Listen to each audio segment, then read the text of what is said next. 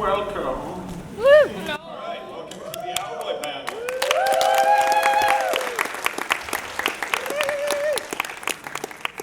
All right, so I think we'll start out with a simple show of hands. How many people have seen Owlboy before? All right. All right. Well, you're in the wrong theater. Go. So just for those, 3 people, I think there were 3 people in the back that hadn't seen this. We're going to play the trailer just so you get caught up on what this is.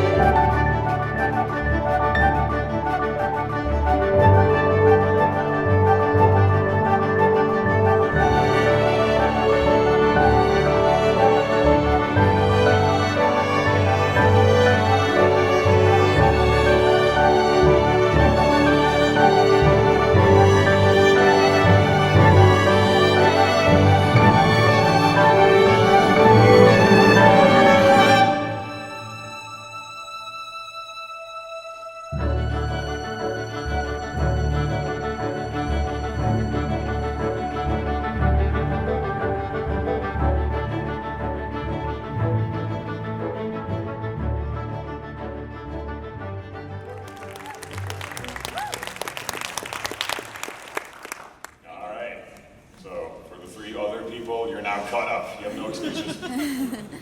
All right, so what we're going to be doing at this panel is basically go through what we've been doing for the past 8 years. I realize this has 9 years on the poster, but it would be if we were, continuing development for another age. Yeah. So time. Let's do some introductions. I am Simon Anderson. I'm the artist for the PAX Studio. I'm Yo. I do programming on Owlboy. I'm Adrian. I do level design. And that should be it. I mean, the rest of our team is already in the audience. Give them a round of applause just like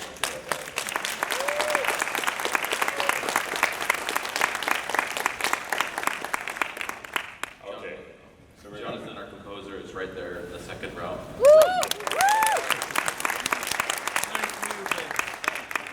And Henrik, our other programmer, is off in Norway, avoiding getting sick from the con. You might still get sick though. Oh, you probably will. Poor baby. All right, so we're going to try and keep this pretty casual. We're going to be making some announcements at roughly the halfway point, and then after that we're going to be doing a Q&A. So if any of you have questions or things that you want us to elaborate on, or things that you've just been dying to ask us for a while, then just hold on to those until the halfway point. All right? So, how do we start out? Who wants to take this one? I'll go. So we started out working with tools, Click Team tools. You might know the most recent one, Multimedia Fusion. We were working with the more archaic ones way back as far as like 1996. But I was working on an RPG that got canceled because it was going nowhere, called Project Rhapsody. And Simon approached us, and he really wanted to join in. And so we did that for a while, and then this thing called X and A came about. So we ditched that and went with this. Should have been a quick project. Yeah, I feel like the motivation to start something new was pretty strong at that point. Because both me and Adrian have been doing Click Team stuff for a while. And for those that aren't familiar with Click Team projects, there's sort of these easy to use game making tools for people that aren't really comfortable with programming. So instead of writing a bunch of numbers that most of us can't understand, you put in essentially word functions and the program understands that. But these things were really finicky, not really easy to iterate on. It was the sort of program where if you tell something to walk into a wall, it will still walk through a wall. And if you tell it to stop at a wall, nothing works. It's just really, really basic stuff. So we had a programmer that was experimenting with this new and revolutionary programming thing called XNA, which is now defunct. And we thought that, okay, we've been doing this small project for about 2 years. How about we try to make a small little project that we'll be able to finish quickly? That's kind of what happens when you outlive an entire console generation. So yeah, don't do that. So I've been sort of trained in doing pixel art since I was a kid. We basically had, my mother did cross-stitching, so I learned how to do pixel art with that. And then when we got a computer, I started learning myself how to use more advanced tools like MS Paint and Photoshop. And this was sort of the point we were at when we started out development. Joe had been doing some stuff in GameMaker at the time. Adrian had been helping us out with Rhapsody, and I was still making sprites in MS Paint. So that became sort of the base of what Owlboy was. Then we started making the game. So around the time we got into XNA, we were working on it for a couple of months, and it was mind-boggling how powerful this low-level API was. It could do things that ClickTube couldn't do, like full-screen graphics and resolutions beyond 320 by 240. It was crazy. But then, after so long, our programmer, he was looking at other jobs prospects. He was finishing up university, and he had gone off to do other work. So we had about a year of pretty much nothing going on. We had some very basic tools that were just kind of like draft versions of our tools, like our map editor. And we had some draft ideas for what we wanted for gameplay mechanics. In this one, we had a motion selector. So since Otis is mute, we had to try and find some other way of communicating. We thought maybe this would be the best way of going about it. Just kind of branching out the dialogue. Yeah, at that point it was very much a Metroidvania type game. We were essentially just thinking in terms of gameplay for everything. It was, okay, we have this neat idea where you can fly. In fact, Otis wasn't even an owl at first. We were thinking about stuff like a girl with pigtails that used them as propellers. We had a flying dog. Of course, at the time, Okami had just been announced, and we just scrapped that immediately. But it was very mechanical at the time. It was just, what can we do with this concept where you have floating islands and you can fly?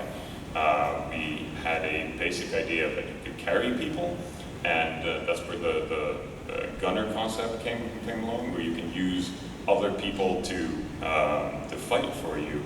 But it wasn't really, we had no real structure to any of the stuff we were doing.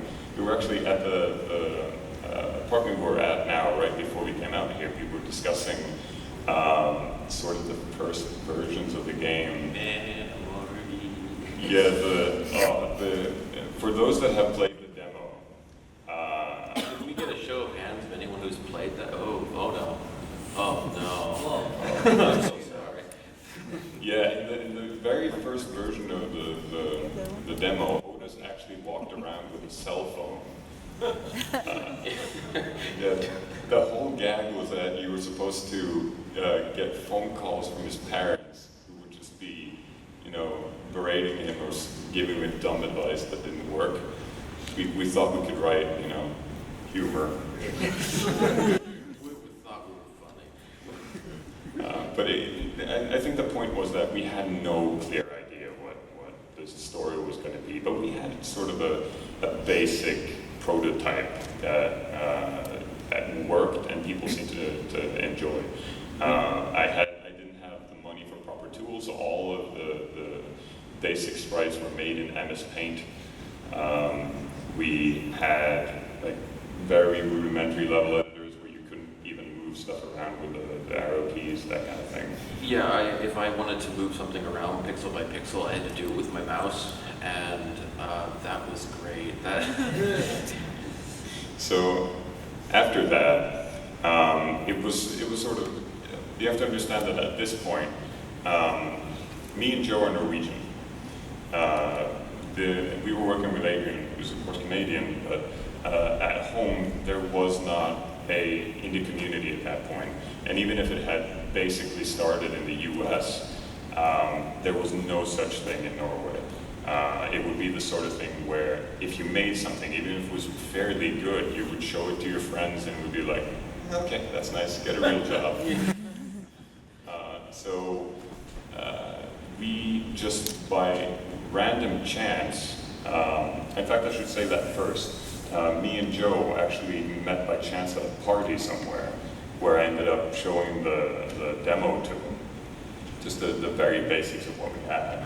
Yeah, I was about to leave for England to start working at Lionhead Studios, but when I saw Owlboy, I just said, no, I want to work on Owlboy.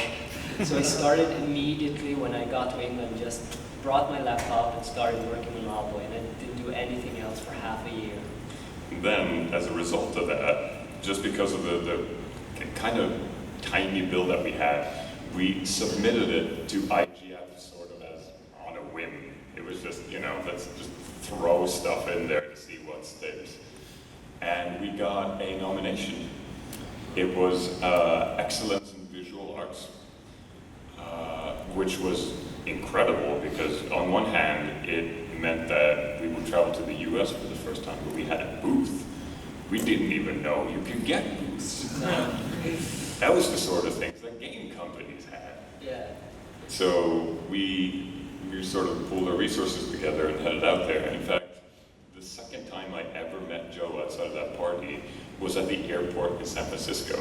And I didn't even remember what he looked like. Thank you. Yeah. You were wearing a hat. So we ended up setting up this booth, and oh man, when what was it? The holy crap! What was it? The final award show. That was what it was. We were about to get our game announced up on this big stage. We were all sitting there being all giddy about it, like, yeah, we're going to be up there with EA and all those big guys. And then we forgot that we had dedicated tables, so we ended up sitting in the audience somewhere. Yeah, like on the outskirts, and an empty table with like 5 bottles of champagne with D-pad written on it. And here's just standing there. And here's us jackasses somewhere in the audience, like being told, "Don't film anything. You're not a part of this." I'm sorry.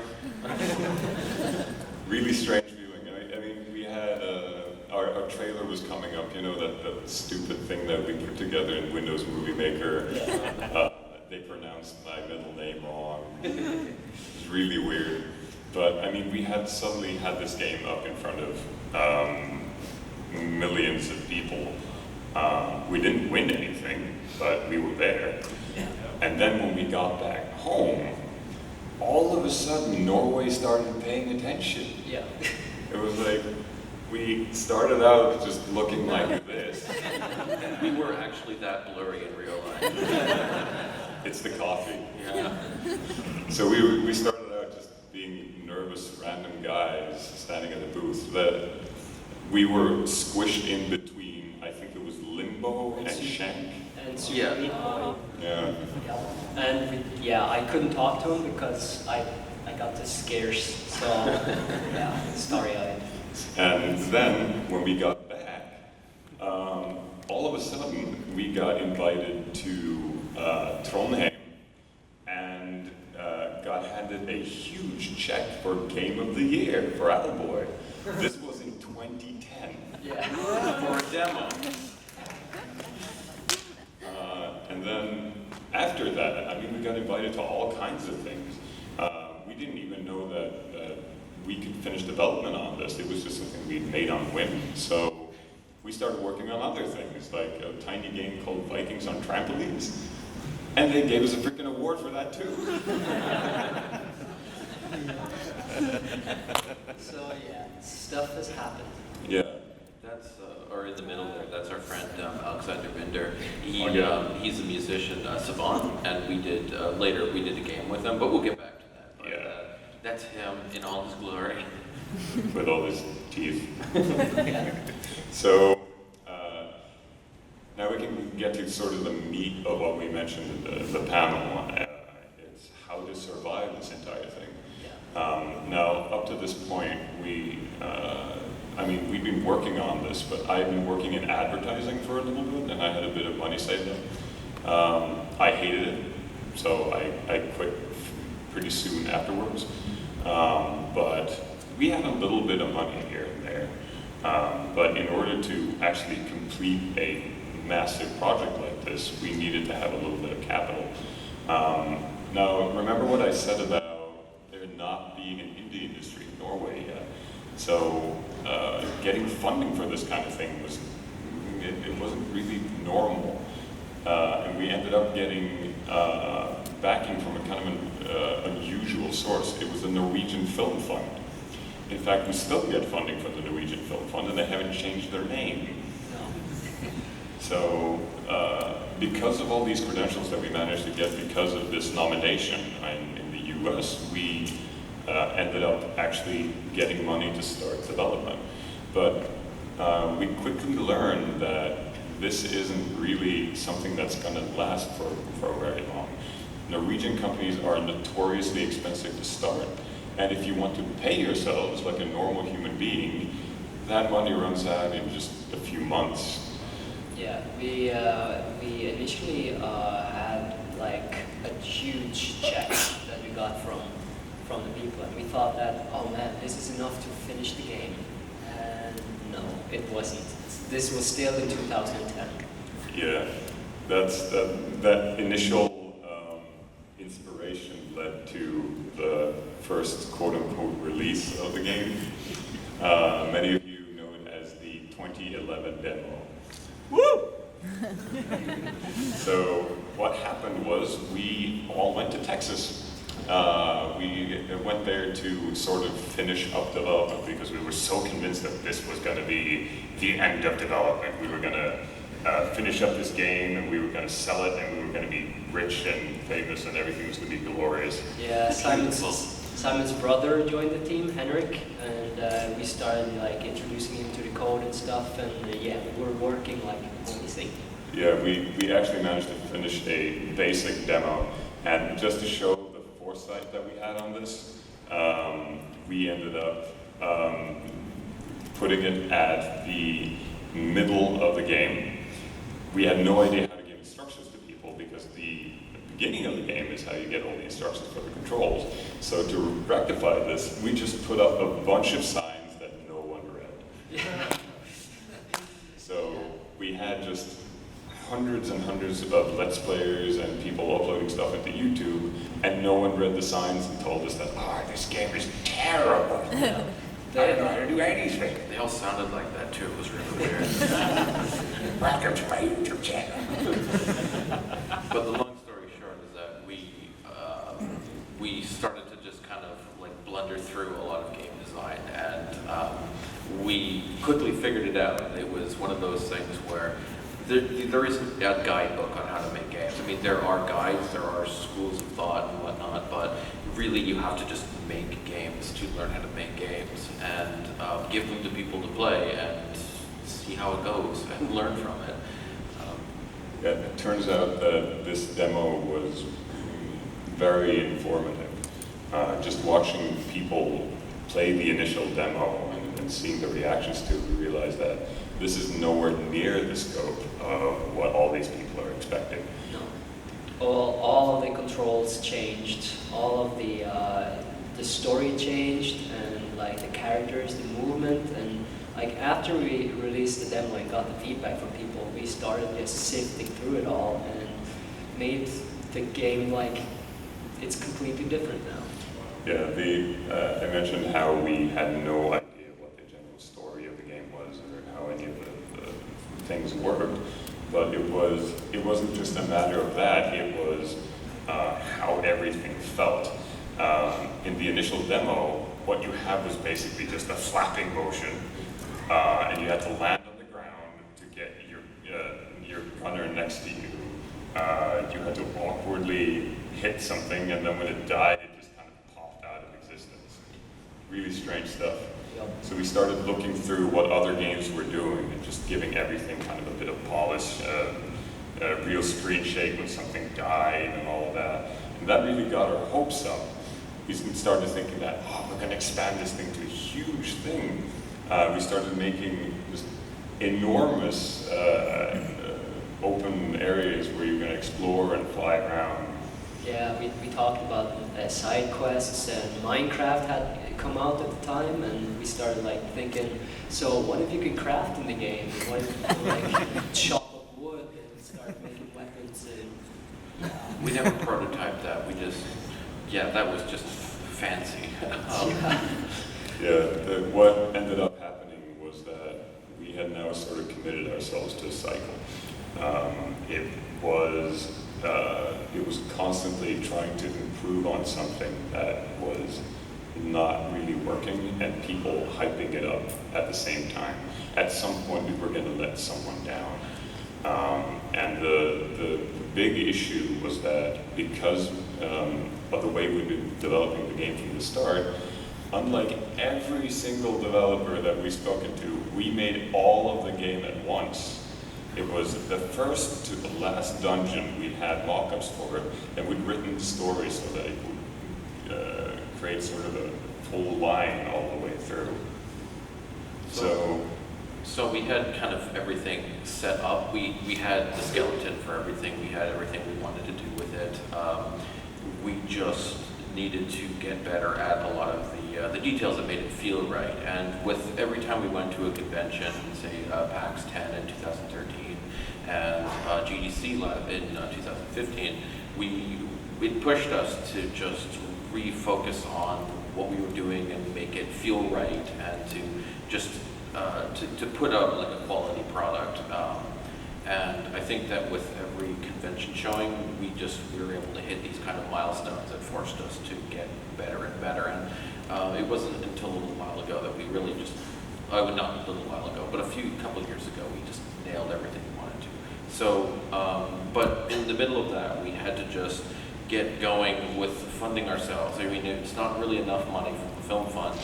I've been working full-time Owlboy, full-time work I had to move from Vancouver up to a little oil town up in northern Alberta just to kind of keep going. And in the meantime, before I left, they had started working on Savant Ascent. So this was the little project that we did with Winter, and it was just meant to be like a 5-week project, something to do over a vacation kind of thing. They just started hammering it out in Game Maker, and we made it into kind of like a music video game. And for his album, was it Aura? Yeah, it was Alchemist. Okay, so the Alchemist album, and we thought, oh wow, this game was really easy to make, and look at all these options. We were given options from the Game Maker guys to port it to everything, and so we ported it to everything, and then we learned, don't do that. That means that everyone has like some support problem. So it became this mountain of iOS and Android and Mac and everything, every kind of bug from every kind of system. Some of them were internal to Game Maker, but it really showed us the logistical problems of getting a game out on everything, even if it was a small game that was just meant to be quick and done and over with. But Joe was spending so much time fixing problems on it, and we were maintaining so much. We had to just kind of like put it aside and stop, and we came back to it later with an update, a big update, but we realized how much time this was taking out of Owlboy. Yeah, I think that the main lesson we get some context, the game was made because we needed a break from Owlboy, just in general. So we ended up, instead of taking a vacation like normal human beings, we took those 5 weeks and we made a game out of it. And that ended up with, we just thought that, okay, the game is done, and then we press the launch button and everything's fine. Yeah. Because we had support from Savant himself. I mean, he's a fairly recognizable musician in certain areas, so he could do the promotion for us. Everything was, you know, honky-dory. And then it turns out that to launch a game, it's promotion, it's setting up websites, it's making trailers, it's contacting press, it's setting up stuff for Let's Players. This stuff ended up taking, what, half a year? Yeah. Just out of our schedule. And of course, the game helped us continue running the studio as a whole, but it sort of put into perspective what needs to be done and what quality is in demand when you're making something like this.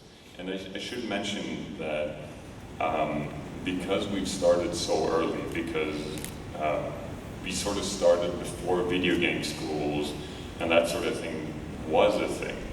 We had no formal education on this. We were mostly just self-taught straight off the bat. So all of this experience was something we gained during our development, and Savant Ascent sort of hammered that in, finally. Yeah.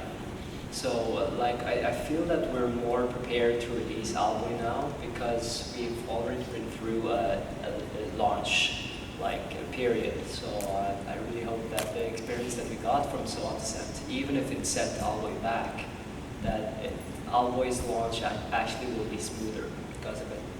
So, just to get to the last point before we move on to questions and everything. The last bits we've been doing on Owlboy. Do you want to talk a bit about that? Sure. Do you want to talk a bit about that? Sure. Okay, so what we've been doing lately is we sent out a preview of the game because we wanted people to start realizing that, wow, Owlboy is actually coming. Like, every time we go to a convention like this, people have maybe seen it or heard of it, and then they just said, well, isn't this like Vaporware here, or why is this here?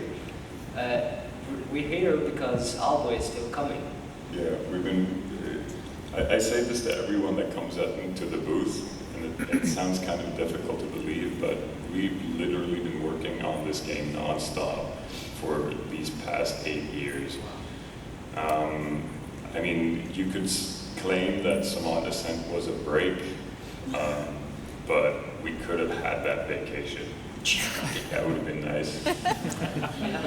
But yeah, it's been a continuous journey, and throughout this entire time, we've been doing self-promotion. We've been going to conventions regularly and showing off the game. We've been appearing at test events, and frankly, all of this stuff costs a lot of money. We wouldn't be doing this stuff if we were just going to throw the game out. And all of this, if not most of it, has been coming from personal funds. Yeah. I've been doing commissions and side work every once in a while when I just can't work more on Owlboy for the day. Adrian has taken up. I moved to a very cheap part of northern Alberta so that I could just do some administration, IT job. Yeah, and the biggest support we've had throughout the project is actually my parents, because they let us live for as long as we wanted in their house. They actually had an apartment next to the house, which we made into our office, and Simon could live there, and we've just been hammering it Owlboy ever since. Yeah, we've basically cut absolutely everything we can. We've been paying ourselves.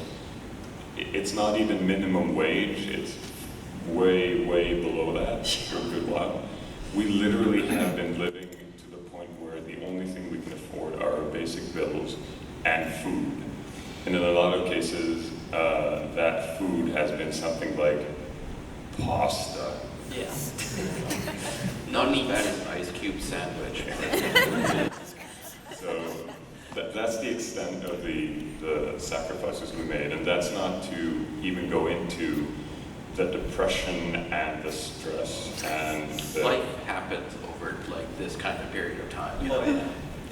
people, family, friends, like things happen, and you know that can send you back for days, months. That just can just rip up your time, and you kind of have to, you know, remember. Oh right, I'm doing this thing that makes people really happy, or appears to be, and you know, it gets you back into it, and we get each other back into it. We remind ourselves.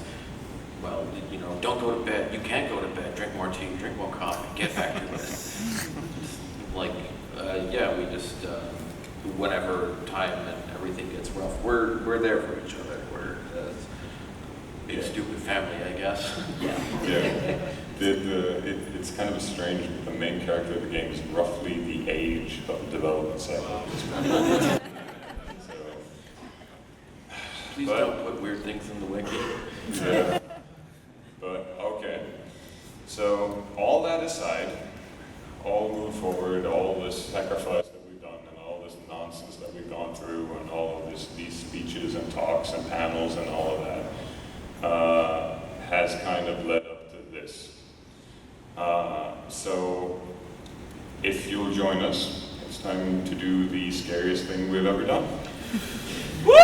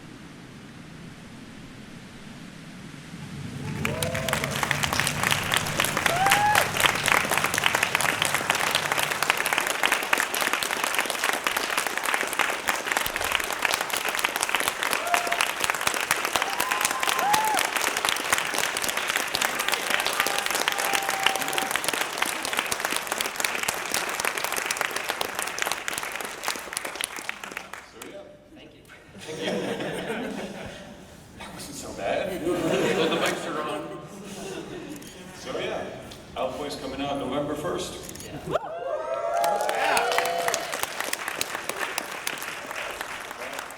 Not only that, I said to everyone that came around that we have a few other things that we're announcing as well. So not only is it coming out November 1st, you can now, in fact, right now, order the physical copy through IndieBox. Yeah. If you go to IndieBox/Owlboy, the IndieBox/Owlboy.com, then you'll be able to find it. Yeah, it's what was it, $24.99? Yeah, it's on sale today. And only today. Yeah. So tomorrow it will go up to $29.99. Yeah. So if you want it, now would be the time. We will also be making plushies available through Foxdale's boutique. You might have seen a prototype that was on their booth. Hopefully you did. And they're handmade by Julie. She sits right here.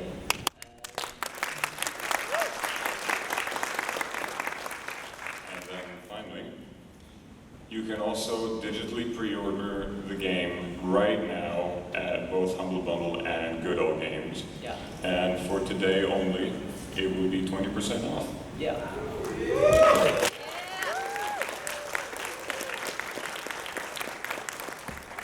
It's a special day. And with that, that out of the way and all the marketing nonsense, who wants to ask us some questions? So we have 2 microphones, 1 on each side, so if you guys want to line up, and then we'll just do it in order. All right, so I think we have someone on the left side here, and then we'll get over to you afterwards. We'll alternate as they go. Yeah. Great job, guys. Looks amazing. I was wondering, through all the setbacks and overhauls that you've had in development, was there ever a point where you were just like, fuck it, we're not doing this anymore? And how did you overcome that? Oh man, that's been so many times. I bought more tea and just. Yeah. At some point, we just wanted to make other games. That's at the point where we made Savant Ascent. We've been like discussing other game ideas like plenty of times. I think we have like 20 mock-ups at this point. Yeah, some of them even actual playable builds. Yeah. And it's Pretty big design documents for some of them. And I've been struggling with depression since I was 10. So this entire development cycle has not been easy at times, and I think my wife can vouch for that. And there's been times where we weren't sure if we could even continue at all. There were rights for certain things that we had to sign over. We've had just enormous, and I do mean enormous, bugs that could basically destroy the entire game. Yeah. And I think, at least for me personally, on one hand, these guys are ridiculously supportive. They're basically my family at this point. But this might sound like the cheesiest thing you've ever heard, but this kind of thing that we're doing right now is what has kept us continuing development. Because every time we go to a convention and you see people and they're enthusiastic, it's a very different experience from sitting at home and gruelingly working and never sleeping and thinking that all this is going to amount to nothing. Yeah. Like a lot of the comments that are on the web are usually pointed more towards like, why isn't the game out yet and stuff. But when we see people actually playing the game and we get to talk to them personally, all that they're saying is that they'll wait forever for this game. Yeah. So it's pretty much the answer is you guys. Yeah.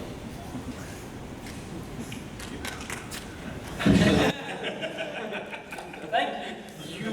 Yes. You did this. All right. Okay, so you mentioned when you kind of started out, there wasn't really like indie scene in Norway. How's that changed, if at all, since then? And how much influence do you think have you had on that? That has changed a lot. Yeah, it's a strange thing because it's very difficult to say this because you feel like you're full of yourself, but a lot of people have actually come to us afterwards. We did a interview just right after IGF with one of the biggest gaming sets at the time, which was through a newspaper called VG. And they did just a sort of mini documentary on us. And once that came out, everyone started talking about us like we were the new hope of indie games. People started referring to us as sort of the start of this whole thing. And then after that, suddenly gaming schools started popping up. Funding has increased almost exponentially every single year since that IGF nomination. We've been booked to hold conferences and panels and talks at places that would never even have considered indie games at the time. I remember specifically, this is my little bragging thing, I need to do this. I was asked to do a talk on art on from the art school that rejected me a few years earlier.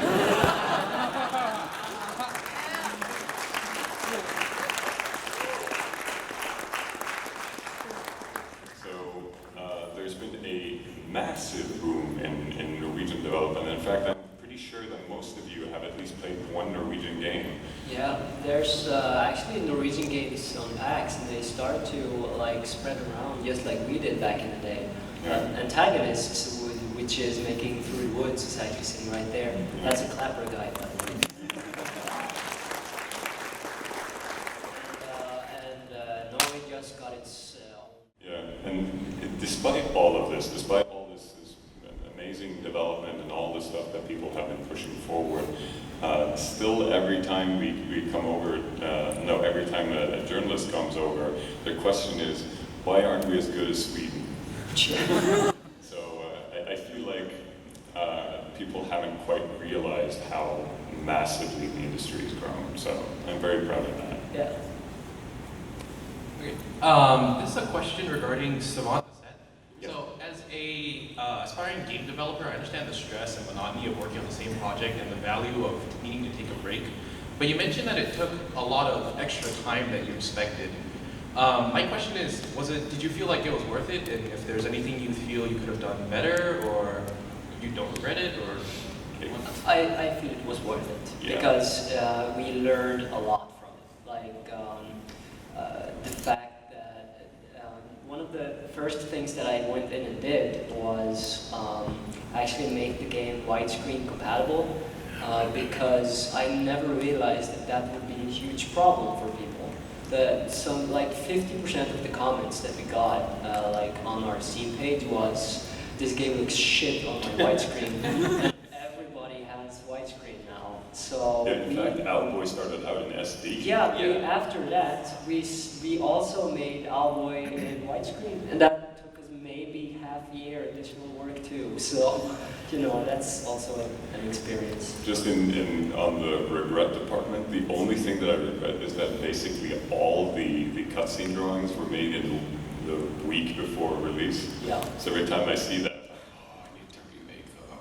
Yeah. Another nice thing about working on Savant is that we got a lot of feedback for things like controller types. So that really got us thinking later on when we were working on Owlboy, is that it's like how 3 major types of keyboards had left-hand support, and then the PS4 controller and the Steam controller. Didn't matter what people were doing with it on the PC or whatever it would go to. It's just like, let's just make it so that people can be comfortable with whatever they want to use when they're playing the game, and just do more things for fans.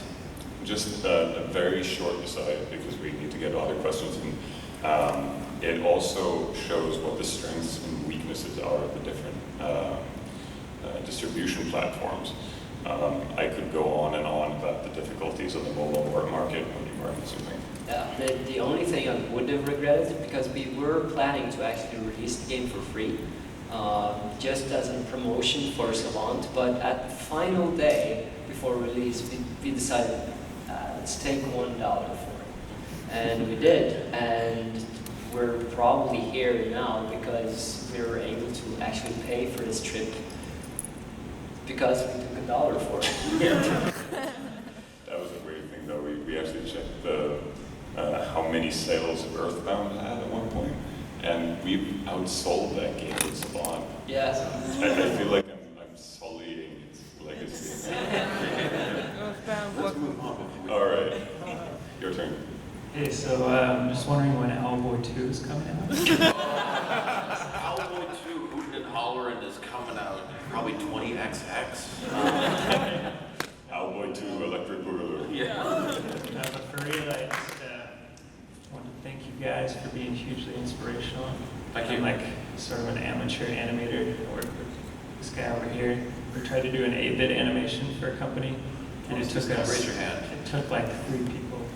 Okay, Graham right there. We just tried to do like a 2-minute animation with 8-bit graphics, which was basically Photoshop and Nearest Neighbor, and it took us like 3 months. And it was shit. You guys are hugely inspirational. Oh, thank you. And Thank you. I was wondering, why don't you have a Norwegian accent? What happened to that? I'm married to an American.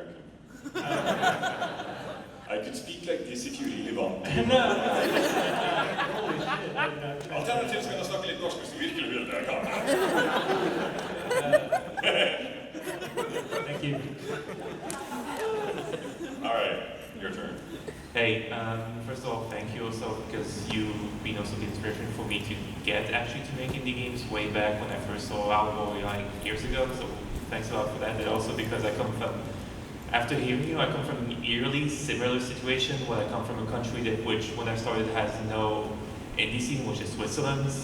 And I've been working on a project that's been going on for years, and we'll probably have more couple of years for the kind of similar reasons that you guys have. Working on a team which is kind of all around the world, like Germany, I'm from Switzerland, we have an artist in the US and a composer in Sweden. And also like you've been kind of dealing with stuff like depression and stuff like that. Apart from conventions that we also, and I can also vouch for that, it has also been a huge boost for us, but since we've kind of been lacking money recently, when you work together, especially from Vancouver or Canada to Norway, what are kind of your tips or little morale boosts you do maybe on a regular basis to just motivate, because I really want to get also my own team, try to get it boosted and moving and try to always move forward so that the project doesn't get stale and that we always kind of get a refresher on it.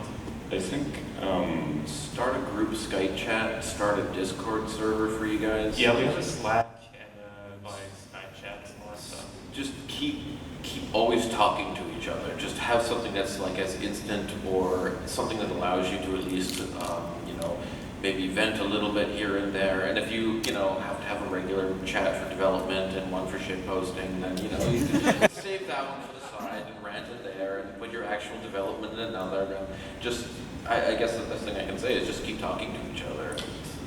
Yeah. And in terms of enthusiasm, conventions is one thing, but it also has, another great thing is just to see how the rest of the team react to your game. I mean, what we do sometimes is just that we put this game out on a projector or see the new stuff that, I don't know, Joe has programmed in, or we see a video of a really, really nasty bug that just makes something fly through the floor. We have that folder, we have to make that public at some point. Yeah. So, a big tip is definitely what Adrian is saying, like communication. Like we still really suck at it. So it's something that everyone should focus on, and especially communicating the games to others. Maybe not just inside the team, but actually showing the game off to friends or conventions, like anything. Just at a pub could work. Like just flash up your laptop and start showing it to people, because the moral boost that we've been getting all along is because we've been at these type of things. And I think if you just keep at it and you have the energy, eventually something will start up. We had the same situation where I was invited to as a speaker in Bavaria in southern Germany, and they were asking us how to run a business and start something. And we're just some regular guys that got a lot of recognition at some point. Yeah. Eventually you get that experience and you can kind of push that forward. So you guys will make it, don't worry about it. Thank you. So we have 8 minutes left. Yeah, let's do Get you through next. You guys talked about switching to XNA. Is that what you ended up launching with, or did you switch to something else? And I was wondering if you could talk about your rationale one way or the other. XNA, we started with it just because it seemed like the best way of going about things, and we stuck with it even though we probably could have remade the game in another middleware or something else as it came up. Nothing really existed at the time for middleware, but as we went along, we looked at other engines, and they were not, there wasn't such a thing as, like monogame didn't really exist, and when it did, it was still very, very slow, and so we just we stuck to XNA until basically we held out until something better came along, and eventually something like FNA came up. We haven't ported it just yet, but we've been tinkering with it, and it seems very, very promising. So hopefully that once we kind of stress test it a bit more, we can have a Linux piece, or a Linux and a Mac version as well. But it really is just, it's a massive overhaul to rewrite everything, especially if you're to move from like C# to something else entirely. It's just, it would have put us back like months, if not years, to redo everything. And that is just not acceptable, I guess. We should also mention that we've made some very impressive dev tools that we cannot probably show you at this panel, but if we do panels in the future, I really want to show everyone just how in-depth and detailed our level editor and our sprite sheet maker and everything. Oh yeah. All right, so let's blast through these two, if you could. Yeah, well, first off, congratulations for finishing the game. Thank you. Thank you. Pretty amazing feat.